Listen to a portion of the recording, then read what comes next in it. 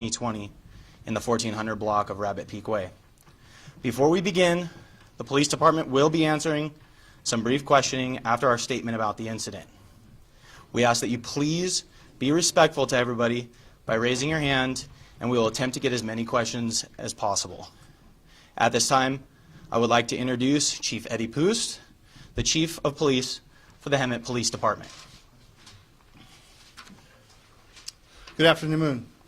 First and foremost, on behalf of the City of Hemet and the Hemet Police Department, our condolences go out to the family members of the 3 victims involved in this tragic incident. That's Wendy Lopez Ariza, 46 years old, Genesis Lopez Ariza, 21 years old, and Trinity Clyde, 18 years old. It's a tragic, horrific incident that's going to stay in the minds of the family members and friends forever. Also touched many community members. I do want to recognize the Hemet Police Investigations Bureau, the Riverside County District Attorney's Office, and the Las Vegas Metro Police Department, who worked hard and diligent, collaboratively, to identify, locate, and apprehend the 2 suspects involved in this horrific crime.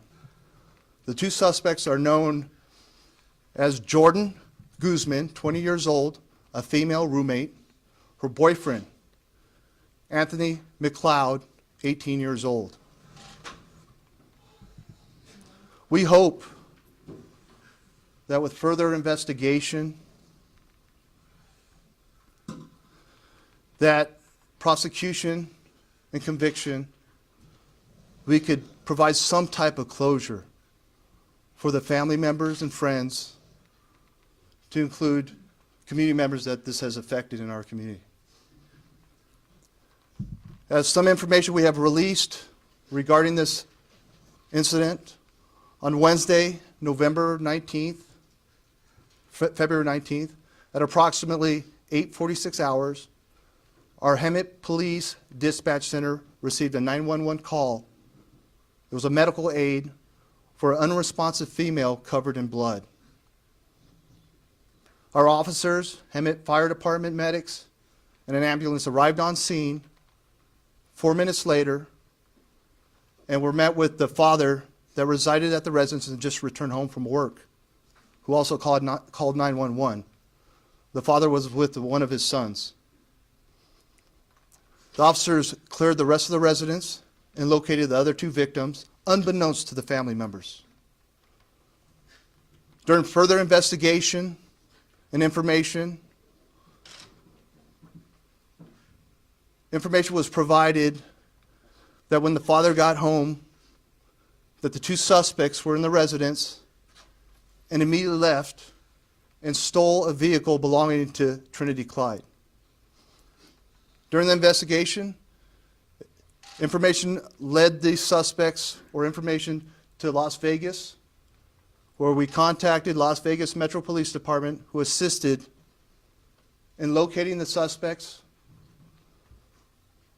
They saw them leave an apartment, got into the vehicle that was stolen, and they apprehended the 2 suspects. We had investigators and members from Riverside County District Attorney's Office travel to Las Vegas, where they interviewed the suspects. A search warrant was conducted for the residence that they left, and the vehicle was taken as evidence. At that time, our investigators returned back. The 2 suspects in custody are being held at Clark County Detention Center, waiting extradition. They're held on $2 million bail. Now I could answer any questions that anyone has. Why'd they do this? The understanding is there was a dispute over a rental agreement, and that's all I have to provide right now. And Jordan Guzman was a renter? Yes.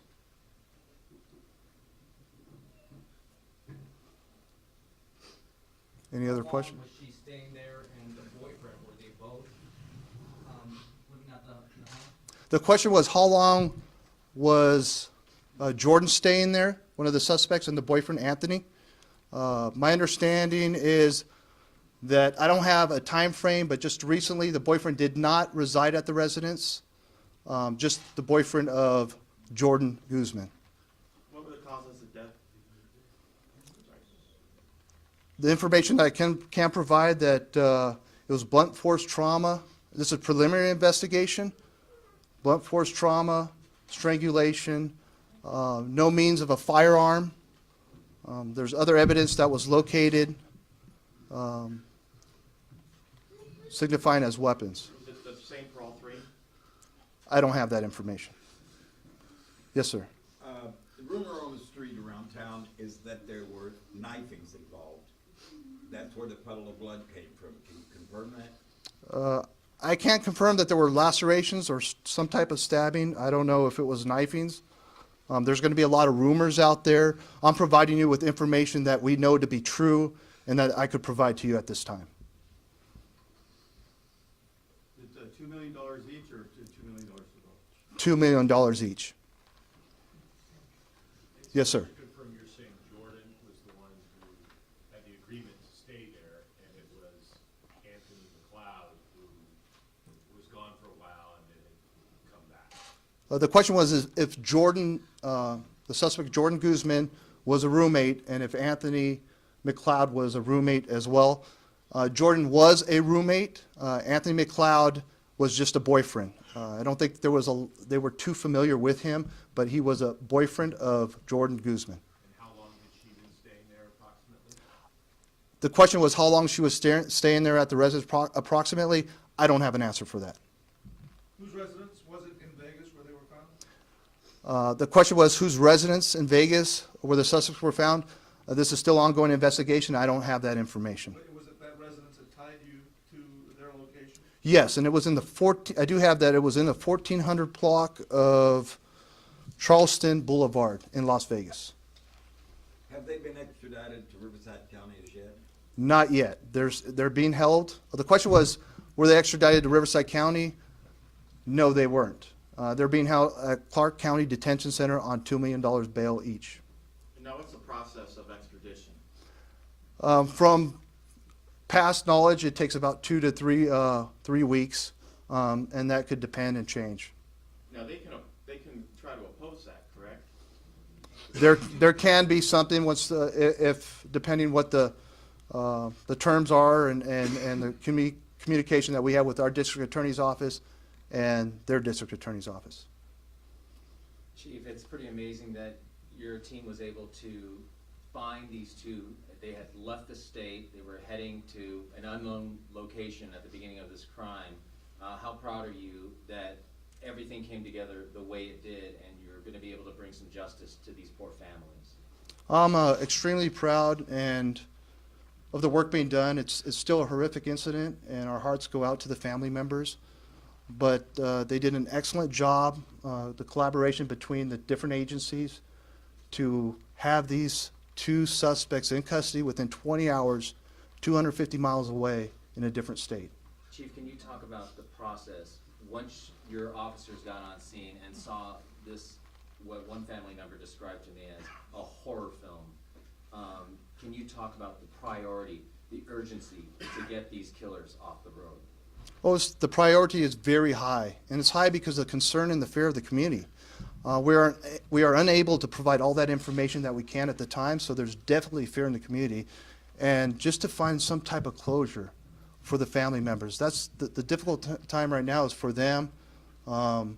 This is going to be a tragic incident. It's going to stay in their minds for months, years to come, and our hearts go out to them. Can you talk about the boldness of? Can you talk about the boldness of? Can you talk Hold about on. the boldness of these suspects?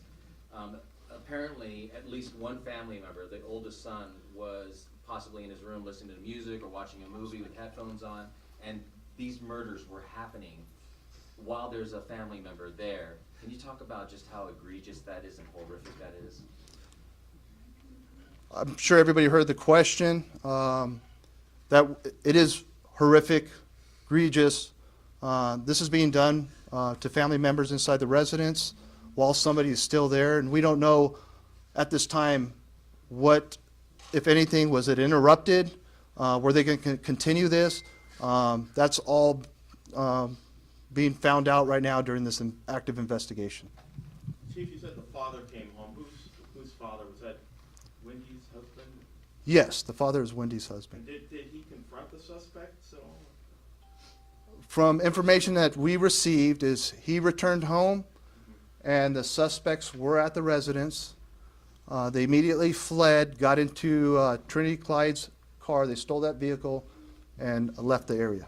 And what can you share about how you were able to track them to Las Vegas? Through information that we have and interviews, that's all I could provide at this time. Chief, is there any indication how long Jordan lived at that residence and how long this rental dispute had been brewing?